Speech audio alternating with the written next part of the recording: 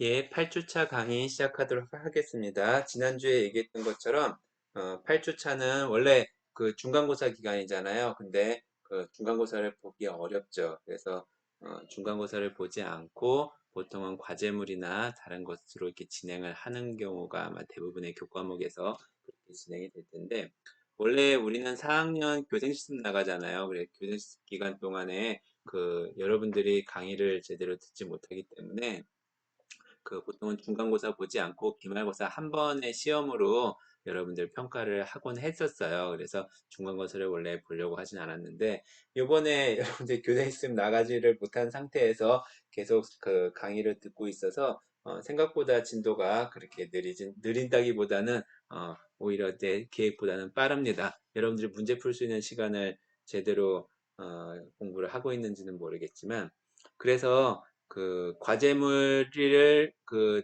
중간고사로 대체를 하는데, 그 대신 여러분들이 중간고사를 보지 않고 과제물을 하는 거를 뭐 이상한 과제물을 괜히 그 쓸데없이 할 필요는 없고, 저번에 원래 4주차까지 하고 난 다음에 그 기하과학과 관련된 임용고사 문제들을 풀어서 제출하라고 얘기했었잖아요. 그래서 여러분들이 기하학 문제들을 기하학과 관련된 임용고사 기출문제들을 풀어서 제출하는 거를 8주차에까지 8주차에 해당하는 과제물로 여러분들한테 다시 부여하도록 하겠습니다. 이미 다 한 사람들은 뭐 요거만 잠깐 듣고 넘어가면 되겠죠. 그래서 한 20분 정도 안쪽으로 강의를 그 마치도록 할 거고요. 그 다음에 하나 활동 중에 하나는 제가 그한 10분 정도 되는 시간으로 만들어 놓은 영상이 있습니다. 그거에 대해서 좀 이따 설명을 할 텐데 그거를 듣는 것으로 좀 추가적인 활동을 하도록 하겠습니다. 자, 수차 중에서 모노크로매틱 에버레이션, 즉 단색광에 의한 수차 5가지 중에서 3가지에 대해서 얘기를 했습니다. 구면수차, 코마, 그다음에 아스티그마티즘, 빗점 숫자에 대해서 얘기를 했었는데, 네 번째 수체는 상면만곡, 저는 이렇게 배웠는데 보통 책에는 상면의 힘 이렇게 나와 있는데, 이게 뭐냐면은 그 우리 영화관 같은 데 뭐 보면요, 그 영화관의 앞에 화면이 약간 휘어져 있어요. 어떻게 휘어져 있냐면 여기 초록색으로 보이는 요 선 있죠. 요 선처럼 이렇게 휘어져서, 아이고, 이 가운데보다 양 끝쪽이 앞쪽으로 튀어나와 있습니다. 이건 왜 그러냐면요. 우리가 만약 빗점 숫자를 제거했다고 해도 그 빗점 숫자를 제거했을 때 그 상점에 해당하는 게 원래 평면으로 있는 스크린보다 약간 앞쪽에 형성된다는 거예요. 그러니까 실제로 광학기계는 그럴 수밖에 없죠. 거리상으로 봤을 때 가운데보다는 옆으로 가면 갈수록 멀어지니까 그 상점이 여기에 형성되는 것보다 앞쪽에 형성이 될 거라는 걸 우리는 자명하게 이해를 할 수 있잖아요. 그래서 여러분들이 이런 상태를 해결하는 방법으로서 스크린을 앞으로 당겨가지고 우리가 보통 하게 되는데, 뭐 일반적으로 그 스크린을 이렇게 변형을 해가지고 만들 수 있는 것들은 그 모두가 가능한 것이 아니기 때문에 상면에 대해서 얼마큼 생기는 요 오차, 이거를 우리는 상면의 힘수차라고 얘기를 합니다. 실제로 눈 같은 경우도 광학계잖아요. 눈알이 동그랗잖아요. 망막이 휘어져 있어요. 그 휘어진 이유라고 하는 거야, 뭐 진화의 과정이 어떻게 되는지는 모르지만 과학적으로 우리가 그 대충 때려 맞춰가지고 그런 방향으로 진화를 했을 거다라고 생각해 보면은 잘 보이는 방향으로 진화해서 동그랬을 거다라고 얘기할 수는 있겠죠. 근데 뭐 눈알이 네모 덕육면체 형태로 만들어진다는 것도 이상하니까 약간 과장된 면이 없지 않아 있죠. 자, 그 다음에 5번째 숫자는 왜곡 숫자라는 겁니다. 왜곡 숫자는 영어로 distortion이라고 부르는데, 요거는 뭐냐면요. 그, 이 물체가, 그러니까 A는 물체예요. 요렇게 이걸 뭐라고 부르지? 바둑 격자 모양으로 생겨 있는 요런 그 물체가 있는데, 상이 B처럼 이렇게 보이거나 C처럼 보이는 요게 이제 왜곡 숫자입니다. B처럼 보이는 경우랑 C처럼 보이는 경우, 제가 안경점에 갔더니 이게 있더라고요. 어떤 그 일반적인 렌즈 갖다 놓고 이 B처럼 보이게 나타내 주고요. 어떤 안경을 자기네가 광고하는 그 안경을 쓰면은 A하고 똑같은 모양으로 보인다. 그래서 왜곡이 없어졌다. 이렇게 얘기해 주는데 그 수차가 바로 왜곡 수차입니다. 왜곡 수차는 이유가 뭐냐면요. 이 광학계가 높이에 따라서 배율이 다른 거예요. 이게 뭐냐면은 예를 들어서 높이가 높아질 때 배율이 더 커진다. 그러면요. 여기 가운데점을 중심으로 요 가운데점을 중심으로 요거일 때 여기가 물체거리면요. 요게 이제 상거리가 될 거잖아요. 지금 그 대략 그림상으로는 1대 1이죠. 그럼 요거는 루트이니까 1.4면은 배율이 요거보다는 크겠죠. 왜냐면 높이가 크니까. 그래서 원래보다 더 높은 곳에 찍혀지는 거고요. 실제로 얘보다는 요거보다 조금 더 올라가서 여기 부분에 찍혀야 되긴 하겠지만 이쪽을 기준으로 보면은 높이가 크잖아. 이게 높이니까. 높이가 커지니까 배율이 커져서 더 많이 올라가는 거죠. 그래서 전체적인 모양이 이렇게 어떤 모양이면은 이 말 안장 모양 비슷하죠. 그래서 말 안장 모양이다라고 얘기하기도 하고 또는 뭐 방석형이다라고 얘기하기도 하고 뭐 그렇게 합니다. 그래서 실패형, 방석형이 아니라 사실은 실패가 뭔지 알아요? 실패가 실 감는 거 말하는 건데 옆이 이렇게 튀어 올라와 있을 때 실이 바깥으로 떨어지지 않을 거잖아요. 그래서 실패형, 그래서 영어로는 핀 쿠션 디스토션이라고 얘기를 합니다. 그 다음에 높이에 따라서 배율이 작아지면은 이 C와 같이 이 양쪽이 오히려 안쪽으로 들어오는 그런 형태의 모습이 나타나는데 요거를 술통, 오크통 있잖아요. 그런 모양이라고 해서 barrel distortion, 술통형 디스토션이라고 얘기를 합니다. 자, 요거까지 해서 그러니까 사실은 나머지 두 개는 좀 단순하죠. 어, 이런 수차들을 제거하는 방법들이 이제 여러 가지들 기준들이 있는데 그거에 대해서 우리가 자세하게 얘기하기는 그런데 통상적으로 아까 얘기한 것처럼 지난주에 얘기했던 것처럼 길게 만들고 그래서 굴절을 쪼개고 그러니까 여러 번의 굴절이 일어나도록 만들어주면 일단은 수차가 전체적으로 줄어들고요. 또 한 가지는 뭐냐면 대칭 형태로 만드는 게 방법이 한 가지가 있습니다. 대칭 형태로 만들어 놓으면은 이런 수차가 이 상쇄된다고 해야 되나요? 그렇게 나타나기 때문에 수차들이 전반적으로 주는데 실제로 새로운 시스템을 개발할 때는요 무에서 시작하는 것이 아니라 기존에 개발해 놨던 시스템을 일단은 근거로 놓고 거기에서 이제 변형을 통해 가지고 하기 때문에 사실은 뭐 전혀 모르는 상태에서 진행을 하지는 않습니다.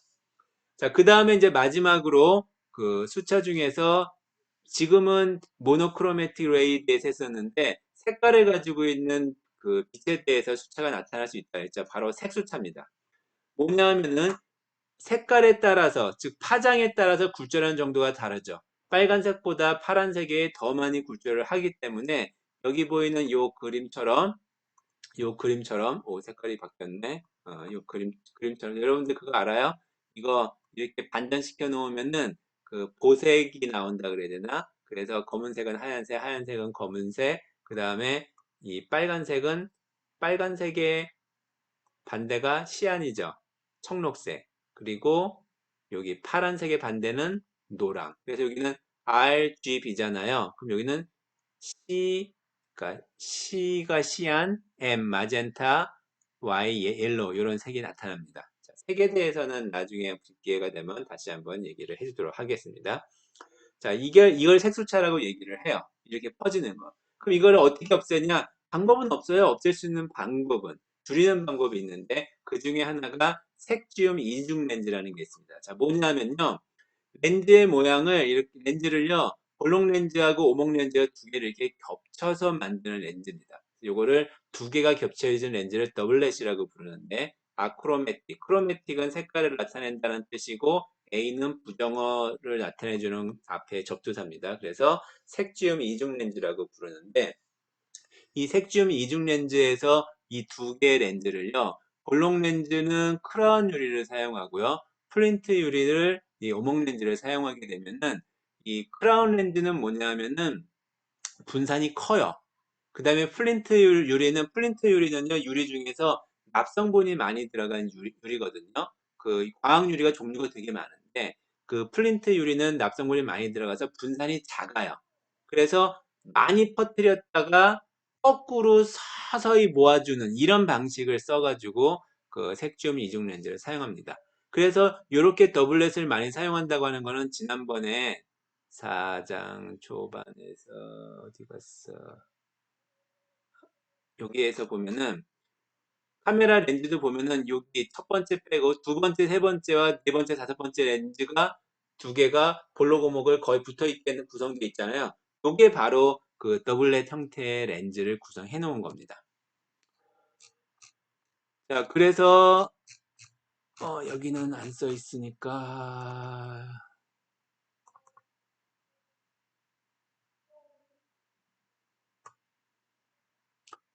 과학탐구와 교육이라고 하는 요책 이것도 나중에 줄까요? 요거는 내용은 좀 더 포함되어 있으니까 옛날 버전이긴 한데 나중에 여러분들한테 줄 수 있도록 할게요. 여기 보면은 요거를 보려고 했어요. 자, 얘가 여러분들 일반 물리 때 아마 여러분들이 봤을 거라고 생각이 드는데 요게 이제 그 렌즈 카탈로그 중에 하나거든요. 그러니까 쇼트라고 부르는 회사에서 만든 렌즈 카탈로그인데 여기 보면은 이 세로축이 굴절률이에요. 지금 잘 안 보이지만 여기가 1.5고요. 여기가 1.7, 이게 1.9입니다.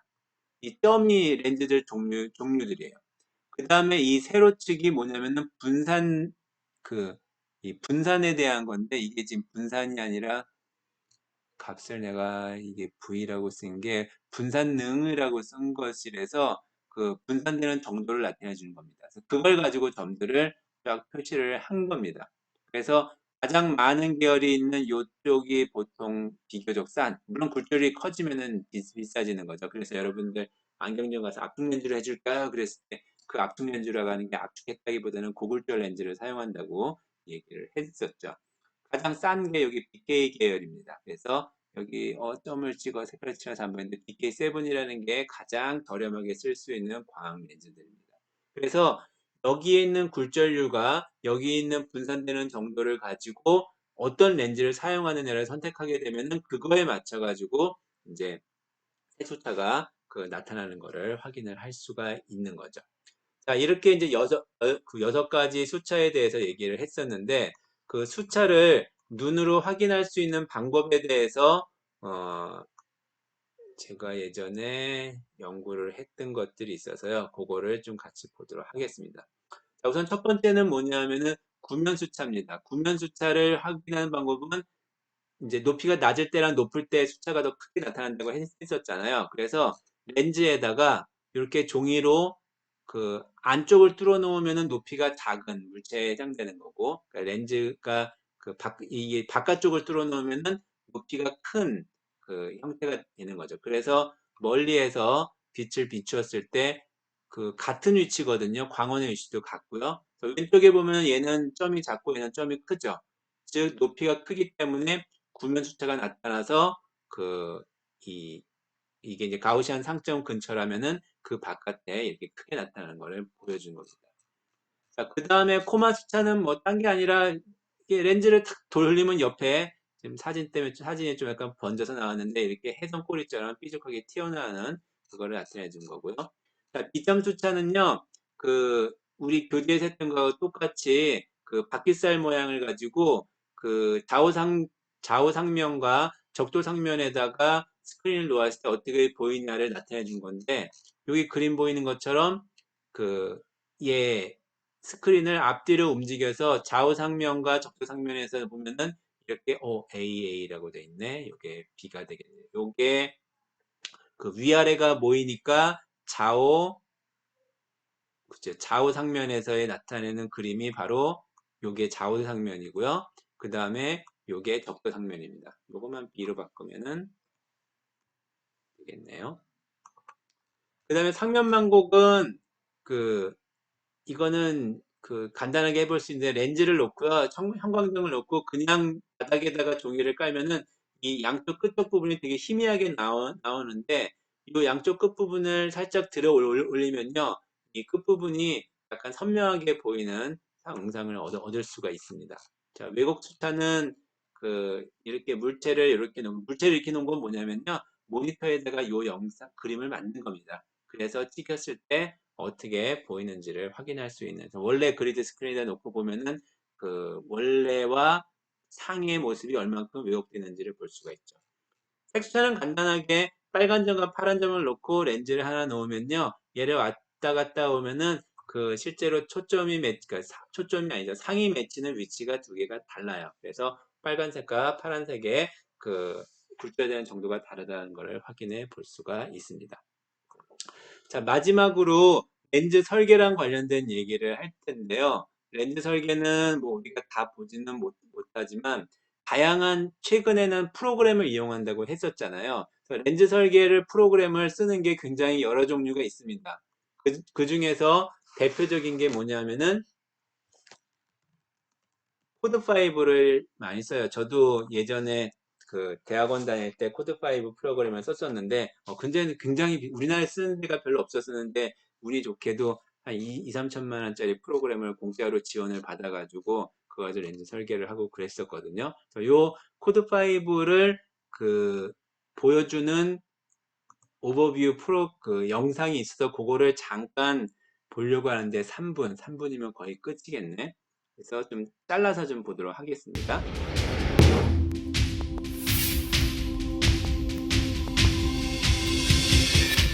소리는 줄여놓고 할게요. 이게 지금 코드5 프로그램 안에서 나온 겁니다. 이렇게 굉장히 렌즈가 있는 상태에서 이걸 나중에 하면 디자인까지 가능하게 구성되어 있거든요. 그래서 얘를 보면은 여러 종류들을 할 수가 있어요. 그래서 이렇게 구조적인 것들도 볼 수가 있고, 그 다음에 설계를 할 수가 있는데, 자, 요거만 잠깐 볼게요. 요거는 렌즈 설계를 해서 빛을, 이 빨간색은 가운데로, 그러니까 광축에 날아난 거, 그 다음에 파란색과 초록색은 기울어진 입사거든요. 그거 보면은 가운데, 물론 여기도 좀 어긋나 있긴 하지만, 오른쪽 부분을 보면요. 여기는 좀 잘 보였지만, 빨간색, 파란색은 많이 어긋나 있죠. 그래서 이거를 얘가 최적화 과정을 스스로 진행을 합니다. 그래서 변수를 지정을 해요. 예를 들어서 뭐 가운데 렌즈를 바꿀 수 있고, 굴절을 바꿀 수 있고, 렌즈의 종류를 바꿀 수 있고, 이런 식으로 조정을 해서 주면은 얘가 변화가 진행이 됩니다. 자, 스팟 다이어그램이라 그래서 왼쪽에서 보냈을 때 오른쪽에 점이 어떻게 찍히는지를 확인해 보는 과정이거든요. 여러분들은 아마 그거를 제일 쉽게 인식을 할 거라고 생각이 들어요. 그래서 점으로 요게 이제 스크린상에서의 모습이거든요. 평행광이 들어왔을 때 어떻게 보이는지를 나타내 주는 건데, 요거를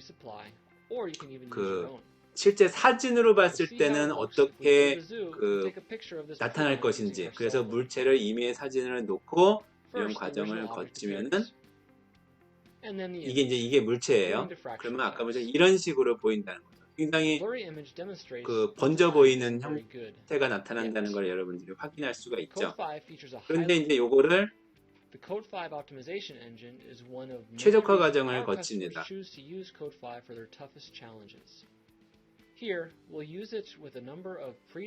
그러면은 이렇게 여러 프로세싱 하면 오른쪽 보면 점이 완전히 밀집되는 걸 볼 수가 있죠. 그러면 스팟 다이어그램 같은 경우도 굉장히 한 점으로 잘 모여 있죠. 영상 같은 경우도 잘 모이는 걸로 잘 선명하게 보이는 것을 확인할 수가 있죠. 이런 식으로 최적화 과정을 해요. 지금 이제 굉장히 단순하게 했는데 렌즈의 성능을 나타내는 여러 가지 요소들이 있기 때문에 그런 것들을 얘가 자동으로 분석해 주면서 렌즈를 설계하는 것들입니다. 요거는 기술적인 부분들이니까 이거를 정확히 알려면은 기본적인 수차에 대한 내용을 알 수 있어야 되는 거죠. 자, 그래서 여러분들한테 제가 오슬로라고는 프로그램들을 올려놨거든요. 요거는 제가 교육용 소프트웨어를 만든 건데 요거 앞쪽 풀어가지고 이 프로그램 설치를 해서 얘를 불러가지고 보면은 한 10분 정도 안쪽으로 제가 20년 전의 목소리로 나올 겁니다.